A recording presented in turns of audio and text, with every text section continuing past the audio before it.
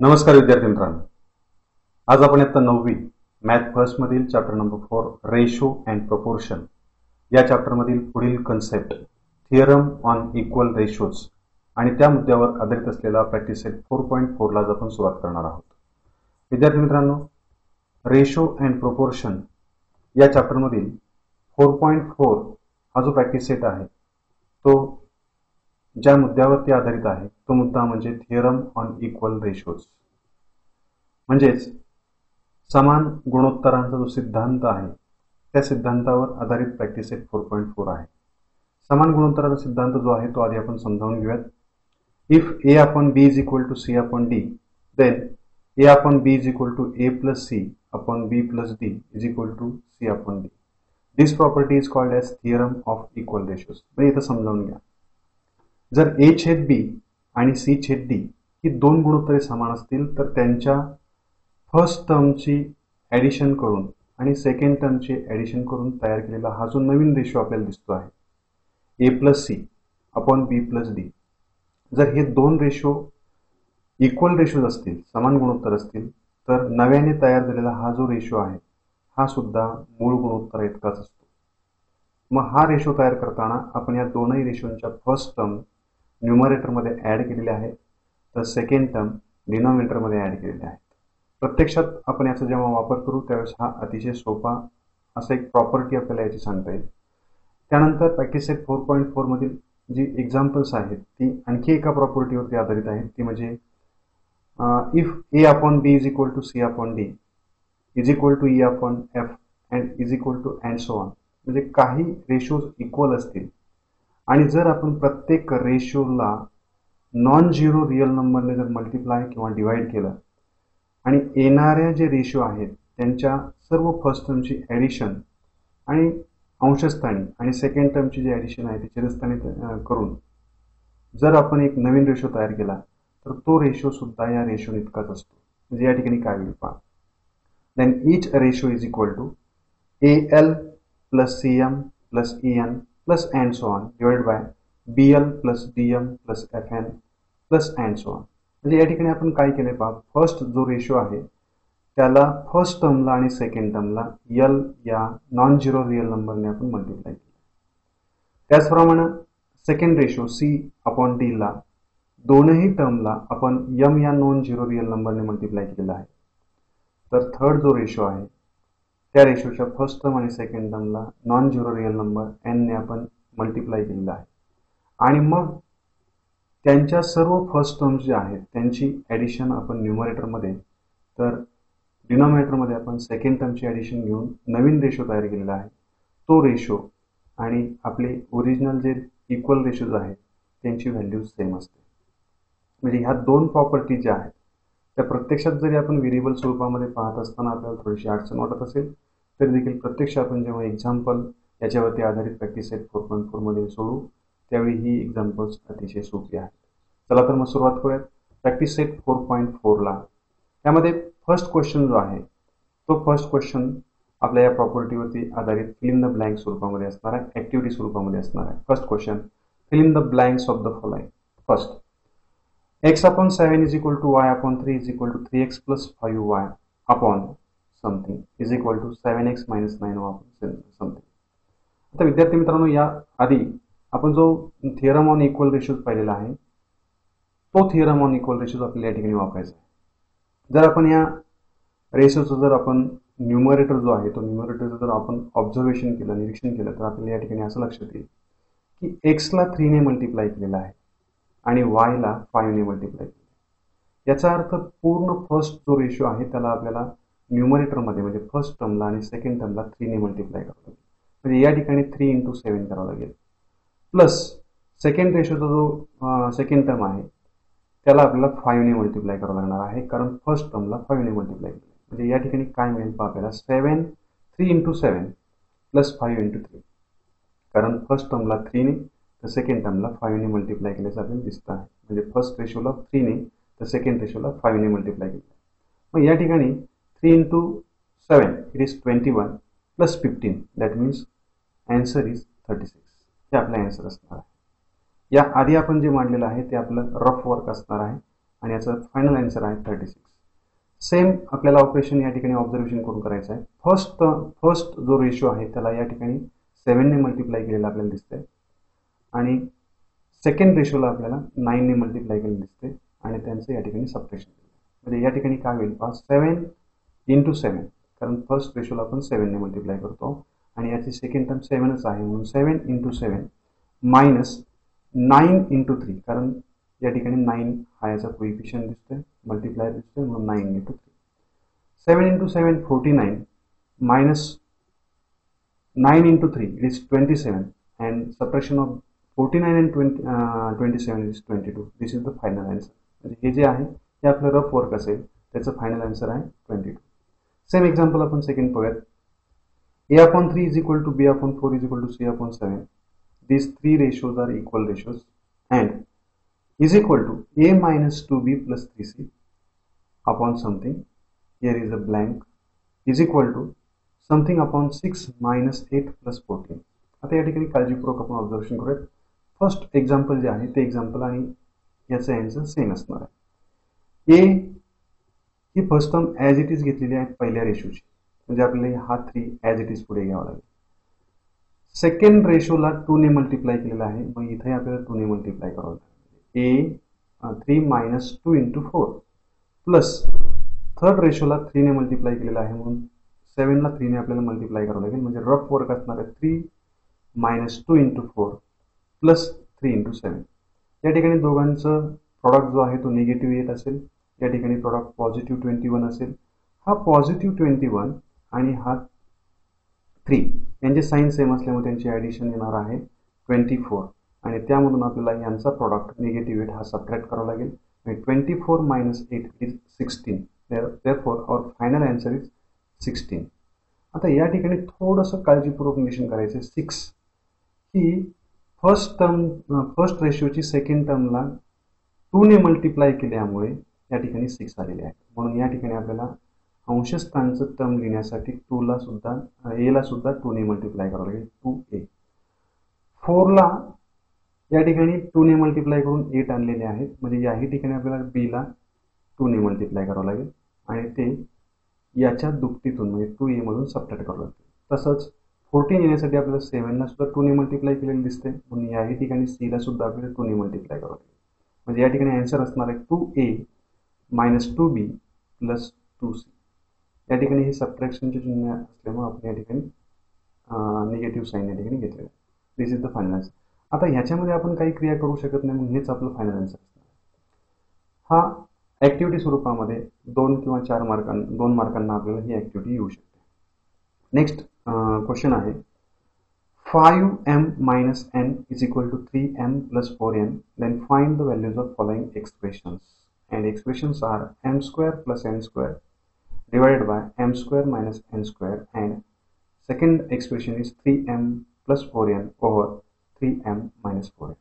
आता या ठिकाणी प्रॅक्टिस सेट 4.3 मध्ये या स्वरूपातील काही रेशोंचे आपण ज्या व्हॅल्यूज आहेत त्या व्हॅल्यूज शोधलेल्या होत्या, परंतु त्या प्रॅक्टिस सेटमध्ये आपल्याला एक सिंपल रेशो दिलेला असायचा किंवा कॉम्प्लिकेटेड रेशो आपल्याला दिलेला असायचा.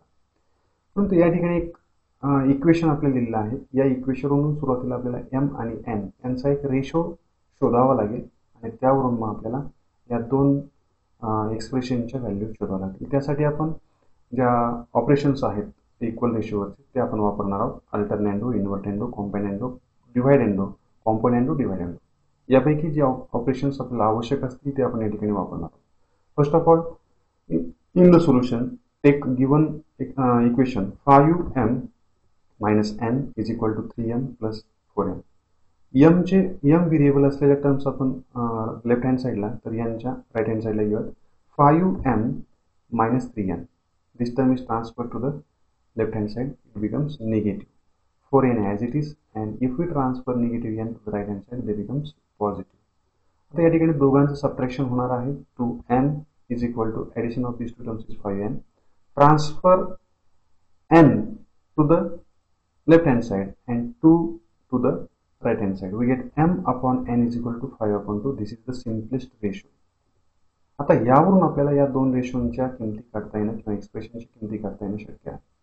First of all For making indices 2 by taking square of both sides we get m square upon n square is equal to 25 upon 4. म्हणजे आपल्याला पाठीमागील अभ्यासामध्ये आपण पाहिलेलं आहे की सिंपल रेशोवरून असे कॉम्प्लिकेटेड रेशोच्या व्हॅल्यू शोधण्यासाठी सुरुवातीला आपण इंडायसेस सेम करतो, नंतर कोइफिशियंट सेम करतो आणि त्यानंतर मग प्रॉपर असं ऑपरेशन या ठिकाणी यूज करतो. आता या ठिकाणी M square upon N square हे आपल्याला मिळालेलं आहे. कोइफिशियंट 1 1 आपल्याला आवश्यक आहे, इथे 1 1 आहे त्याच्यामुळे कोइफिशियंट सेम करण्याची आवश्यकता नाही, सहगुणक समान करण्याची आवश्यकता नाही, कारण इथेही सहगुणक 1 1 आहेत आणि आपल्याला आवश्यक लागतात त्या रेशोमध्ये एक्सप्रेशनमध्ये सुद्धा कोइफिशियंट जे आहेत ते 1 1 आहे. मग याच्यावरती डायरेक्ट एखादं ऑपरेशन करून आपल्याला ही टर्म हा रेशो हे एक्सप्रेशन आपल्याला मिळावं लागेल. आणि यामध्ये जर आपण ऑब्झर्वेशन केलं तर अंशस्थानी दोघांची ॲडिशन, छेदस्थानी दोघांची सबट्रॅक्शन आहे. म्हणजे आपल्याला या रेशोवर कॉम्पोनेंडो डिवाइडेंडो हे ऑपरेशन करावं लागेल. therefore by using componendo dividendo we get m square plus n square divided by m square minus n square is equal to 25 plus 4 upon 25 minus 4. आता या ठिकाणी दोघांची ॲडिशन आणि सबट्रॅक्शन आपण करून घ्या. therefore m square plus n square divided by m square minus n square is equal to 29 upon 21. This is the value of first expression m square plus n square upon n square minus n square. Now आता दुसऱ्या रेशोची किंमत करण्यासाठी पुन्हा आपण हा जो simple ratio आहे m upon n यापासून सुरुवात करणार आहोत. Second m upon n is equal to 5 upon 2. इथे इंडायसेस घातांक 1 1 आहेत आणि आपल्याला आवश्यक असलेल्या एक्सप्रेशनमध्येही व्हेरिएबलचे घातांक 1 असल्यामुळे त्या ठिकाणी घातांक समान करण्याची आवश्यकता नाही. मात्र m चा सहगुणक आपल्याला 3 हवा आहे आणि n चा सहगुणक 4 हवा आहे, म्हणून आपण अंशस्थानी 3 ने तर छेदस्थानी 4 ने मल्टिप्लाय करणार आहोत. म्हणून या समीकरणाच्या किंवा या रेशोच्या दोनही बाजूंना आपण 3 upon 4 ने मल्टिप्लाय करूयात. therefore multiplying both sides by 3 upon 4 we get 3m upon 4n is equal to 3 into 5 it is 15 and 4 into 2 it is 8. म्हणजे 3 upon 4 ने आपण मल्टिप्लाय केलं. आता या रेशोवरती आपल्याला एखादं ऑपरेशन करून हे जे एक्सप्रेशन आहे ते एक्सप्रेशन प्राप्त करायचं आहे. या ठिकाणी आपण ऑब्झर्वेशन केलं तर अंशस्थानी 2 टर्मचे ॲडिशन, छेदस्थानी 2 टर्मचे सबट्रॅक्शन, म्हणजे आपल्याला पुन्हा कॉम्पोनेंडो डिवाइडेंडो हेच ऑपरेशन या ठिकाणी करावं लागेल. therefore by using componendo dividendo we get 3m plus 4n divided by 3m minus 4n is equal to 15 plus 8 divided by 15 minus 8. That means 3m plus 4n divided by 3m minus 4n is equal to 23 upon 7. This is the value of second expression. Simple असं एक example आहे. यामध्ये फक्त आपल्याला simple असा जो ratio आहे तो रेशो देण्याऐवजी एक इक्वेशन दिलेलं होतं. त्या इक्वेशनवरून आपण सुरुवातीला m upon n is equal to 5 upon 2 हा रेशो मिळवला आणि मग आपण ज्या ऑपरेशन्स ऑन इक्वल रेशोज आहेत त्यांचा वापर करून आपण दिलेल्या एक्सप्रेशनची व्हॅल्यू शोधलेली. नाव थर्ड क्वेश्चन आहे. थर्ड क्वेश्चनमधील फर्स्ट सब क्वेश्चन आहे if a into y plus z is equal to b into z plus x is equal to c into x plus y and out of a b c no two of them are equal, then show that y minus z upon a into b upon b minus c is equal to z minus x upon b into c minus a is equal to x minus y upon c into a minus b.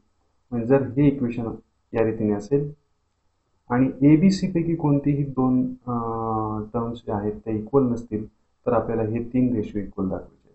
सुरुवातीला आपल्याला या equation पासून सुरुवात करावी लागणार आहे. सोल्युशनमध्ये आपण पहिले इक्वेशन घेऊयात. A Y plus Z is equal to B into Z plus X is equal to C into X plus Y. आपल्याला जे रेशो दाखवायचे आहेत त्यामध्ये ए बी सी हे जे व्हेरिएबल्स आहेत ते डिनॉमिनेटरमध्ये आहेत, अंशामध्ये ए बी सी नाही आहे.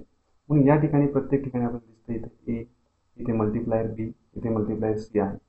ते अंशातून घालवण्यासाठी आणि छेदामध्ये आणण्यासाठी आपण प्रत्येक टर्मला आपण ए बी सी ने डिवाइड करूयात. Dividing by A B C we get A into Y plus Z divided by A B C is equal to B into Z plus X divided by A B C is equal to C into X plus Y divided by A B C.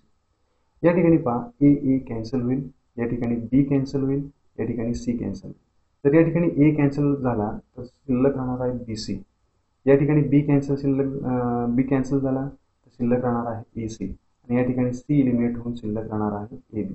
therefore we get y plus z upon bc is equal to z plus x upon ac is equal to x plus y upon ab. आता विद्यार्थी मित्रांनो या ठिकाणी आपल्याला उत्तराकडून प्रश्नाकडे जावं लागेल किंवा या ठिकाणी जे आपल्याला सिद्ध करायचे त्याच्याकडून आपल्याला या बाबीकडे जायचं आहे. मग या ठिकाणी पहा Y minus Z upon A into B minus C हे आपल्याला रेशो मिळवायचा आहे. तो सुरुवातीला आपण मिळवून घेऊया. मग त्यासाठी आपण छेदाचं निरीक्षण करूया. तर ए ने आपण या ब्रॅकेटला मल्टिप्लाय केलं तर मिळणार आहे ए बी मायनस ए सी. मग ए बी मायनस ए सी हे छेदामध्ये आणण्यासाठी आपल्याला ए बी मायनस ए सी म्हणजे आपण या ठिकाणी इक्वल रेशोची प्रॉपर्टी वापरणार आहोत आणि त्यावरून आपण A B minus A C मिळवायचे आपल्याला छेदामध्ये. म्हणून थर्ड रेशो जो आहे तो थर्ड रेशोमधून आपण सेकंड रेशो सबट्रॅक्ट करणार आहोत. यांच्या व्हॅल्यूज ज्या आहेत त्या व्हॅल्यूज आपण के मानूयात. Let Y upon Z Y plus Z upon B C is equal to Z plus X upon A C is equal to X plus Y upon A B is equal to K. यांची प्रत्येक रेशोची किंमत आपण K मानलेली आहे. आता हा पहिला ratio मिळवण्यासाठी मी पुन्हा एकदा सांगतो, जर आपण ए ने आतमध्ये मल्टिप्लाय केलं तर ए बी मायनस ए सी मिळेल आणि ए बी मायनस ए सी हा छेदामध्ये मिळवण्यासाठी आपण थर्ड रेशो जो आहे ए बी त्याचा डिनोमिनेटर ए बी आहे मायनस आपण सेकंड रेशो करणार आहोत ज्याचा डिनोमिनेटर ए सी आहे. म्हणून according to or by using the theorem of equal ratios K is equal to or X plus Y minus Z plus X divided by A B minus A C. म्हणजे third रेशोमधून आपण second ratio subtract केलेला आहे. Equal रेशोचा property वापरलेला आहे. अंशस्थानी आपण first टर्मची तर छेदस्थानी आपण सेकंड टर्मची सबट्रॅक्शन केले. हा जो नवीन रेशो मिळेल त्याची ही व्हॅल्यू आपली केच असणार आहे. आता या ठिकाणी आपण ब्रॅकेट काढून टाकूयात. फर्स्ट ब्रॅकेट काढून टाकल्यानंतर आतील पदांचे चिन्ह बदललं नाही, x plus Y as it is.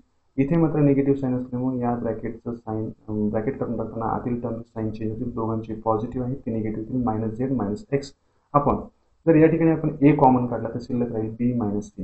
म्हणजे हे जी टर्म आहे डिनॉमिनेटरमध्ये ती आपल्याला प्राप्त झालेली आहे. आता जर आपण अंशाचं निरीक्षण केलं तर एक्स एक्स दोन टर्म आहेत, लाईक टर्म्स आहेत, साईन डिफरंट असल्यामुळे सबट्रॅक्शन होऊन कॅन्सल होतील. वरती शिल्लक राहील Y minus Z upon A into B minus C is equal to K. Suppose this equation number second. आता आपण सेकंड रेशो जो आहे तो प्राप्त करूयात. सेकंड रेशो जो आहे त्याचा जर आपण छेद पाहिला आणि बी ने जर आपण कंसामध्ये मल्टिप्लाय केलं तर B C minus B A that means B C minus A B मिळणार आहे. मग बी सी मायनस ए बी जर आपल्याला मिळवायचं असेल तर आपल्याला फर्स्ट रेशोमधून आपल्याला थर्ड रेशो जो आहे तो थर्ड रेशो सबट्रॅक्ट करावा लागेल. That means Y plus Z minus X plus Y divided by B C minus A B. म्हणजे फर्स्ट आणि थर्ड यांच्यावरती आपण इक्वल रेशोचं थिअरम यूज करून एक रेशो तयार केला. त्याची व्हॅल्यू के असणार आहे. ब्रॅकेट काढून टाका. आता ब्रॅकेट काढून टाकण्याचा नियम आपल्याला माहिती आहे. ब्रॅकेटच्या बाहेर पॉझिटिव्ह साईन असेल तर आतील पदांचं चिन्ह बदलत नाही. मात्र ब्रॅकेटच्या बाहेर निगेटिव्ह साईन असेल तर आतील प्रत्येक पदाचं चिन्ह बदलतं. म्हणून आपल्याला या ठिकाणी मिळेल Y plus Z minus X minus Y आणि या ठिकाणी बी कॉमन काढला तर शिल्लक राहील C minus A is equal to K. y these two like terms have different signs, therefore subtraction of these two terms is 0. That means remaining terms are z minus x upon b into c minus a is equal to k. Suppose this is equation number second. आता तिसरा ratio आपल्याला मिळवायचा आहे. या ठिकाणी आपण तिसऱ्या ratio निरीक्षण केल्यानंतर या ठिकाणी प्राप्त होईल C into A that means A C minus C into B it is B C. A C minus B C मिळवण्यासाठी आपल्याला सेकंड आणि फर्स्ट यांच्यावरती इक्वल रेशोचा थिअरम अप्लाय करावा लागेल. That means we get Z plus X minus Y plus Z divided by A C minus B C is equal to K. हा जो ratio आहे याची व्हॅल्यू के असणार आहे कारण या ठिकाणी आपण यूज करतोय समान गुणोत्तरांचा सिद्धांत. ब्रॅकेट काढून टाकूया. Z plus X minus Y minus Z आपण सी जर कॉमन काढला तर शिल्लक राहील A minus B is equal to K. Z cancel होतील कारण चिन्ह भिन्न आहे. शिल्लक राहणार आहे X minus Y divided by C into A minus B is equal to K. Equation number 3. आता इक्वेशन 1, 2 आणि 3 यांच्यामध्ये मिळालेले रेशो जे आहेत त्यांच्या व्हॅल्यूज के आहेत. याचा अर्थ तीनही रेशो समान आहेत. मग आपण असं म्हणू शकतो from equation 1, 2 and 3 y minus z upon a into b minus c is equal to z minus x divided by b into c minus a is equal to x minus y upon c into a minus b.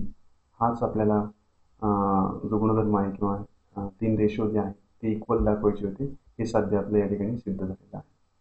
त्यानंतर question number 3 मध्ये second सब question आहे. If x upon 3x minus y minus z is equal to y upon 3x minus z minus x is equal to z upon 3z minus x minus y, and x plus y plus z is not equal to 0, then show that each ratio is equal to 1. म्हणजे हे जर तीन equal ratio असतील तर यांची किंमत जी आहे, जर x अधिक y अधिक z बरोबर 0 नसेल तर या प्रत्येकाची किंमत 1 आहे हे आपल्याला दाखवायचं आहे. पण दिलेले जे रेशो आहेत इक्वल रेशो त्यांच्यापासून आपण सुरुवात करूयात. x upon 3x minus y minus z is equal to y upon 3y minus z minus x is equal to z upon 3z minus x minus y is equal to k. म्हणजे या तीनही ratio equal ratio जे आहेत त्यांची जी value आहे ती value आपण K मानलेली आहे. Now by using theorem of equal ratios आपण यांची सरळ सरळ फर्स्ट टर्मची ॲडिशन करून आणि सेकंड टर्मची ॲडिशन करून एक नवीन रेशो प्राप्त करूयात, त्याचीही व्हॅल्यू के असणार आहे. दॅट मीन्स अंशस्थानी या तिघांच्या फर्स्ट टर्मची अंशांची बेरीज x plus Y plus Z.